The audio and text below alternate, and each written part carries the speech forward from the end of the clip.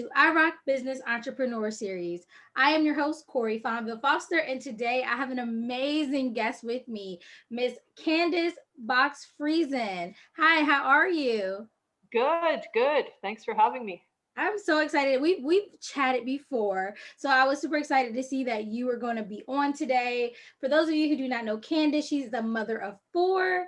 She is a top performing realtor. She is an entrepreneur, money coach, and a speaker. So I am super excited that you're here because I know you are going to drop gems on us and give us great information about your journey in entrepreneurship and also a little bit of information about how money works because who doesn't need to know more about that? So I'll give you a chance. Please introduce yourself to the audience. Yeah, sure. So, yeah, like you said, my name's Candice and I'm from Canada. So, some of you might recognize I sound a little different. That's my accent. And yeah, so I've been a realtor for about 14 years. And as a kid, I was one of these like nerdy kids who started reading personal finance books at like age 12 because I was like, how am I going to figure this money stuff out? Like, I had successful people around me, my parents were doing well and everything. But as a kid, you're like, well, can I do that too? Like, I don't even know where to start. And so I started reading these books, and long story short, ended up going to university and sort of switched gears. I was going to become an accountant, and then became a realtor instead. And then a few years ago, people just were saying, we were done the real estate transaction, and they just said, you seem to know things about money. Like, what do you think about this? And what do you think about that? And so things have just come full circle. And it's just been really great to really focus a little bit more on the legacy piece, which is, that, if you can help people figure out their finances, that you can have better relationships, better family dynamics. And I think that ends up impacting the community around you. So that's my heartbeat. That's amazing. I think that anyone who helps people with money is a valued resource because most people know how to get money as far as like go to work and get money. But once you have the money, it's like, well, what do I do with it now? Besides spend it. We don't know how to invest it. We don't Yeah. know anything about any of the moving parts beyond like checking and savings account. So it's really great when somebody can come in and really look at what you have because you'd be surprised.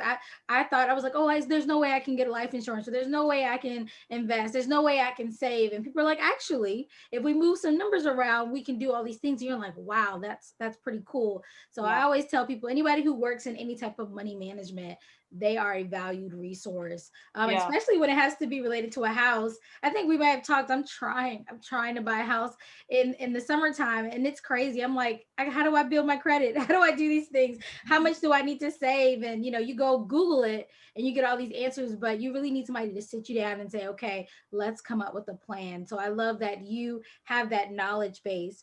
So I want to ask you because as an entrepreneur, we know that anybody can buy our products, anybody. If you see it, sure, if it resonates with you, grab it. But who is your target audience?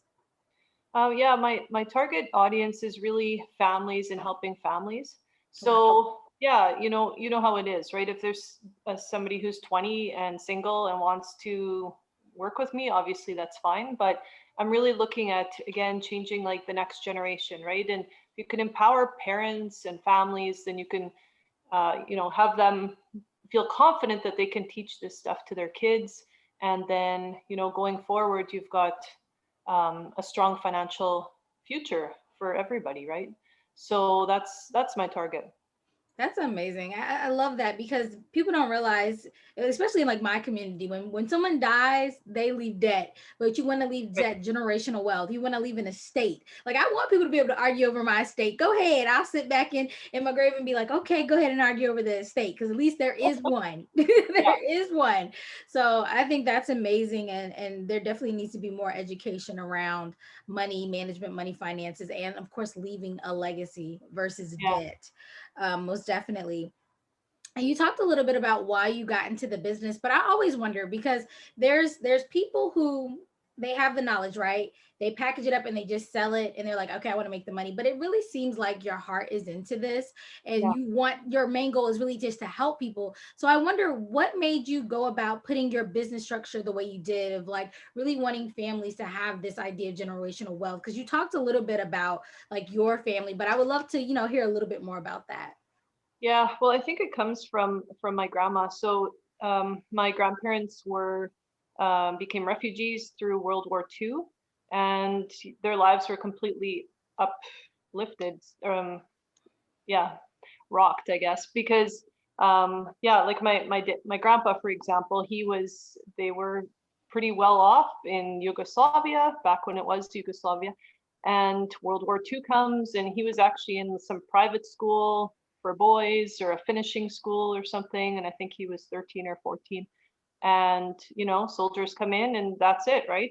You don't know where your family is, and you're just trying to figure out where do you find food to even survive, right? And so hearing those stories, obviously they both ended up in Canada, and they met in Canada and worked their butts off, and the rest is history, right? But they came with nothing. They started with absolutely nothing. And I think that just knowing those stories and knowing where your family has come from, and how hard, my grandma always said, I'm working for you guys, right? And she had that same mindset, right? Like, I'm not working for the next generation, I'm working for 2 generations from now, right? And so, yeah, just seeing how hard she worked, I don't know that I can not do the same thing, because just to honor her, right?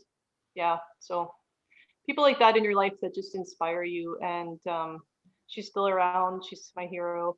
Um, but yeah, it's stuff like that, I think, that just fuels me to want to change people's lives. Like, life is so short. Why not?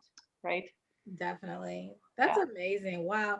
I think sometimes you like the be able to like think about people in your life that have influenced you and make you really want to push harder is so important. Like I think about me when I'm tired and exhausted, is like I'm doing this for my kids, I'm doing this for my husband, because Yeah. it sometimes when it's just you as the motivation, it's like, oh, but I just want to sleep, or I just want to give up today, or I don't want to do, give it my all. But yeah, when you have that kind of legacy to follow, oh yeah, you're going to get up in the morning and make the best out of your day, and you're going to help and give on, give to the next people that you encounter. So that's Yeah. amazing. Go grandparents. That's some people don't have that mindset. Some people would have been discouraged and been done, but Yeah. apparently you come from an amazing legacy of people. So awesome. That's amazing story. Thank you for sharing that. Yeah. So, one of the biggest parts of our podcast is we talk about hurdles, because I want the audience to be able to see themselves in all of us. So Yeah. often, I think we see people who have made it, right? They've made it to success, and we're like, oh, we could never, because, they have something that we don't have, Yeah. whatever that means. But Yeah. I think all of us have the ability to aspire to anything. And so I always want to bring people like you who are extremely successful to come on and talk about some of the hurdles that either you yourself or your clients have faced, and how they've kind of overcome those and now are, successful. So please do share any stories you may have on some hurdles, because we would love to hear them. Yeah. Yeah, I think that everybody has hurdles. And like you said, it's easy to say, well, I grew up in this community, so I can't do this. Or, I have this issue and I can't do this. But, like my daughter has a disability. So and I have 4 kids. And so we've been raising a daughter with a disability, which has its own challenges every day, right? You don't post those things on social media. You don't post times where she's just struggling or she's screaming for hours. You don't post those kinds of stories on social media. And so I think that social media has been something that has just made people feel inadequate, because you just see the wins all the time. And then you think, yeah, that person's just winning. But I'll meet people, and I'll say, yeah, my daughter has a disability. And they're like, what? Like, because that's exactly it. It's like, well, you don't have problems. Like, everything looks perfect. And it's like, no, everything's far from perfect. Far from perfect. And so every day has challenges. And I just wake up and I say to my husband, all right, who's going where? Do we have enough food? Who's covering what? And everyone has clean clothes to wear. Okay, we're winning for today. Let's go and tackle the day. And it's really just one day at a time. So, you set the big goals, and I know what I want to achieve this year. But really, it's the little wins, and it's just winning the day 365 times, right? And I don't win every day either. Some days I'm like, I could have just stayed at home and this was just a total write-off. But you pick up the next day, you wake up and you say, you know what, today's going to be a great day, and let's just work towards winning the day. Oh my That's gosh, it. that's an amazing way to think about it. I'm like, I'm gonna steal that because yeah, it's great to have, like you said, those big lofty goals. But yeah, when you can say, okay, did I win today? Can I win tomorrow? Did I win yesterday? That's amazing because yeah, even if you don't win every day, if you win most of them, you probably still would feel pretty good at the end of the year to say, okay, well, I won 300 of the 365 days. Yeah, If you're a mom, if you win at least half of those, you've accomplished something. Because when you were talking yeah, about your kiddos, I was like, yeah. Do we have like today we're just gonna wear pajamas? I don't even care. Let's just yeah, get through the day. People in my house always laugh about pajama day because they're like, oh, this is like fun. For some reason they're excited, but I'm like, no, I just don't have time to wash clothes. Enjoy yeah, pajamas today because I have to get to work. So yeah, I totally love bringing moms on because that yeah, life is real, especially when you're an entrepreneur to try to yeah. do it all and find the balance. We have to use the quotes because the balance is always being sought. I don't know if it's ever going to be found. I Yeah, just think no, I don't even use that word. Like I use work-life integration because that's what it is. My life, yeah, I get home, I've got 15 minutes and then I got to run out to another appointment. I'll quickly make sure again, like, okay, I'll do the dishwasher, I'll quickly throw the laundry in and then I'm yeah, off again, right? And it's just, again, using those little bits of time instead of wasting them, where you can actually get so much done in a day. Talking, I guess, time management skills, but a lot of it is just that little stuff. We blow so much time on, social media. Next thing you know, it's an hour, and but if yes, you can, if you're working on the computer all the time, or if you're on your phone working, like so many businesses are now, that's great. But it's really hard to have those boundaries, right? So you almost have to set a timer throughout your day. I'm just doing social media now, and then I got to get into writing this, and then I got to go over to making some sales calls or whatever that looks like for your day. But the more structure you have, the more you can get done. yes. I 100. Look, you're speaking my language. 100%. I have been doing that. I'm like, okay, here we go. And I think people have to realize too. Sometimes you're in a season of life where it's going to be chaotic, and you have to just acknowledge it. I talk to Yeah, so many moms who are entrepreneurs, and they're like, "But I have a new baby." Well, then, darling, you're gonna have to be able to move on the fly because when the baby yeah, sleeps, you have to get some sleep, but then you have to get some work and then be able to hop back up. So it's one of yeah, those things. So know your season of life and do what yeah. you can without losing your mind. Do what you Yeah, yeah. And if you don't have any entrepreneur friends, or if you don't have people who are also, have these types of goals, your friends or your family will look at you like you're crazy. Like I had my baby and the next day I was out, almost the next day. I'm 2 days basically. I was out, still getting things done. And people are like, "Oh, are you expecting?" I'm like, "No, just had the baby 2 days ago." And they're like, "What? What are you doing here?" But I wasn't pushing myself. It wasn't my first baby. And I knew my body enough to know I recovered quickly, and I wasn't pushing. And my job, I can do appointments here and there, right? So definitely I started slower. But yeah, why do I have to sit at home for a month? Because that's what people around me think I should be doing. Like really just be listening to yourself and surround yourself with people who get it. I was having this conversation with this guy yesterday, and it was just so refreshing because we were on the same wavelength. But there's people that you just can't talk to about different topics that come up, like whether it's business or different things that you're striving for or believing in, because either they don't really agree and they make that very vocal, or they're just like, that's so different from what they have ever seen that they're just like, that can't even happen, right? But you have to be really careful what you're listening to, and because that starts to be things that you tell yourself. So you just have to surround yourself with the right people, be listening to a lot of motivational stuff, and we're just really being true to who you are. That's amazing. Like I was gonna ask you for a tip. I'm still gonna ask you, but that was amazing, guys. That put that one down and say, okay, do I have entrepreneur friends? If not, need to get some because I think you're spot on. You will talk to family members who work a 9 to 5 and be talking to them and say, oh yeah, I want to do $10,000 a month, and they're like, what? You could never. And it's like, yes, I can. And then you get discouraged a lot of times by those people saying that you can't do something because they don't understand what an Yeah. entrepreneur life is like. You know, you're saying, oh, I'm working these hours, or I stayed up to midnight, or I have this many calls today. And they're like, that sounds absurd. It's just because they don't understand this lifestyle. They don't understand your passion. They don't Yeah. necessarily have an entrepreneur's mindset. So I think you're spot on to say, yeah, when I talk to my entrepreneur friends, oh, I come out excited, like, oh, I got new ideas. I'm gonna do this. Matter of fact, I'm gonna increase my prices.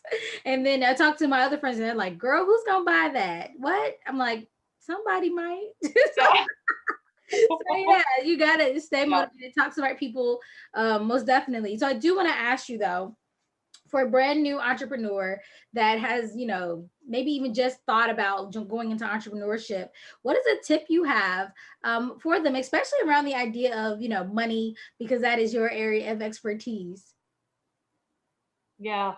I think that so often, we see all these things advertised like, oh, you can make $10,000 a month, or oh, um, you can quit your job tomorrow and just start, and this will all work out. And for a very few percentage of people, it does. The majority of us, it takes time. And so it might take 6 months, might take 2 years. Like, you got to be willing to put in the time and know it's going to take time. And in today's society of instant gratification, if we don't get what we want in 2 seconds, we're not happy.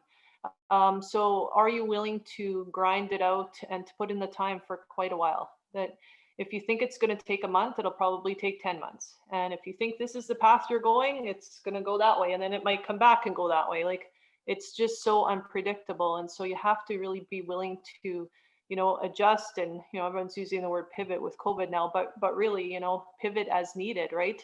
And different opportunities will come up that you didn't think about day one. And now you're going, on different paths that you just didn't expect. So just be willing to, are you willing to, roll with the punches of being an entrepreneur? It's super rewarding, but there's super frustrating days too, right? And so you got to have that endurance to get through all of it. Financially speaking, a lot of times people need to keep their job and do the side hustle until the side hustle becomes the full-time hustle, right? So again, are you willing to put in some long evenings or nights? Are you willing to, go away from everyone in the coffee room at lunchtime and quickly work on your business for a little bit, or whatever that takes? But it's going to take a lot of effort, and it doesn't just come naturally and easy, again, like it often looks like on social media. So financially being ready, either that's working or saving up for a while, so you've got maybe 6 months income, put aside before you just start off full time. Looking at what could come up as expenses. So if you're coaching, that you maybe don't have as much overhead, but if you're looking to start a restaurant or something, obviously that's a lot more overhead and things that can break and stuff like that. So yeah, just being prepared. If you've got the money set aside, you can get through some hard times that won't just shut down your business. Yeah, I think that's really great advice, because I have people that come to me and they're really excited about their business, because I work with small businesses and new businesses and things like that. And they're Yeah. like, I'm going to quit my job. And I'm like, well, hold on. Hold on. I'm all for the passion. But like you said, do you have some money saved? Because dry spells happen even in businesses who've been around for a while. Things happen. COVID, who knew? Yeah. And if you didn't have money saved and your clients could no longer to afford to pay you, then what? You know what I mean? Are you forced to go back into your 9 to 5, or, what's the case? So I always tell people, like, before you hop out, even though I'm glad you're ready, I'm glad you're not afraid, because you have Yeah. a lot of people who are like, I'm not leaving, and they're holding on for dear life. But it's like, let's come up with an exit strategy. Let's make sure our social media is good. Let's already be reaching out to some potential clients. Let's already have all your pieces of things together for your products, and Yeah. then let's jump. So Yeah. I think that was a really great idea of just kind of being patient and Yeah. making sure you have things in place, because yeah, people are just excited. A new business, Yeah. they don't look. I'm ready. Good. People are ready. They have their resignation letter written. Like, I'm quitting today. Yeah. I get it. I Yeah. remember when I did mine, I printed like, I think it was like 6 copies, because I was working at a doctor's office. I put one on each doctor's table, came in early. I'm always the person that comes in late. I came in early, had my little coffee, put it on everybody's desk. So the first thing they saw was like, and Corey's leaving. And I just sat there and watched people's faces they read. I was like, mm-hmm. Yeah, I did. It was a great day. And then I had my office manager was like, "Can I speak to you for a second?" Like, sure. Sure can. Sure can. You're so I'm awesome. gone. She's like, well, I guess at this point, there's nothing I can say to keep you. And there's not, but have a great, it was a pleasure. Thank you for the opportunity. Yeah, It felt good. And to know that I don't have to go back. yeah. Because yeah, I have a But you plan. don't want to have to suddenly go back a month later because this isn't working out, and you're like, oh, wait a minute, can we talk? Exactly. And then you have to go back and say, hey, Yeah, you know, yeah. nobody wants to do that walk of shame. No, no. Like please, and then they're gonna probably pay you less. So yeah, don't do that. Have an exit strategy. But once you do make the leap, even if you've already made the leap, so maybe you're hearing this and you've already done that awesome walk and given your letter of resignation, start making Yeah, some good financial choices now to save. Keep that overhead low. I always talk about yeah, the many hats an entrepreneur has to wear. You may not be able to go off immediately and have that assistant or have that accountant. You may have to PayPal it for a little bit or yeah, whatever you want to use, and or learn QuickBooks or however, until you can afford enough to have something saved away, plus be able to pay your employees or consultants and things of that nature. So just keep those yeah, things in mind, because rainy days happen in business and you have to have something saved for those rainy days.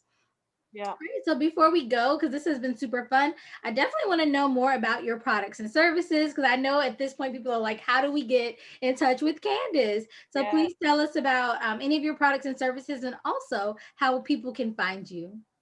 Yeah. So my brand is called Investor Smarts, investorsmarts.ca for Canada, instead of .com. And yeah, so basically financial coaching, and it just depends where people are at. We also do real estate investing. So if people are wondering, like, how do you buy a rental property? Where do you even start with all that? That's kind of sort of my more advanced courses, but a basic financial literature, it starts, and education, it starts with budgeting. And if you've kind of managed that and you've sort of figured things out, then people are like, okay, but I don't know about investing, or do I have enough insurance? Maybe I have too much insurance, right? So it's just nice to talk to somebody and not necessarily a salesperson who's trying to sell you insurance, because people are always like, well, is this the right thing, or is it just because they're selling insurance, right? So what people really like about working with a money coach is it's someone who's independent. You're not trying to sell any products. It's just like, let's look everything over and see where we can improve. And you'll always use the analogy of fitness. If I want to, become really fit and I want to be able to see my abs, then I need to get a trainer, because, I can sit there and, go on the treadmill once in a while and I could do this and that, but it's not going to work, right? If I'm really serious about it, you go hire a trainer. And so if you want to get really serious about your finances, and the sooner you start, you know how it is, the bigger the impact it is in your finances. So start as soon as possible, get everything under control, make the right decisions, and have somebody help you with that so you can get on the right track as quick as possible. Awesome, awesome. And I'm gonna tell it myself. I saw the .ca and for some reason immediately thought California. Yeah, Americans don't know anything. I swear. So I said, it's "Oh, okay. Canada." That makes sense. You know, Canadians, we love everybody, so don't worry about it. And then I'm like, oh man, we got to do better our education system, because I was like, why was it California? But okay, but Yeah. all right. So I will definitely put your links in the description box if they're watching on YouTube, and then I will also be putting them in the episode description if you are listening on the podcast, because I definitely want everyone to be able to connect with Investor Smarts and Candice and get that information that you need, because having someone that knows money is one of the best things you can have. That needs to be your best friend, because once you do well in business and once you have money to set aside, even if you think you don't, you probably do, then you really need someone to help you and guide you in that process. So thank you so much, Candice, for being up here today. It's always a pleasure getting a chance to talk with you. We definitely have to do this again sometime. But yeah, thank you guys for watching. And just remember, I rock, you rock, we all rock. And I will see you all next episode.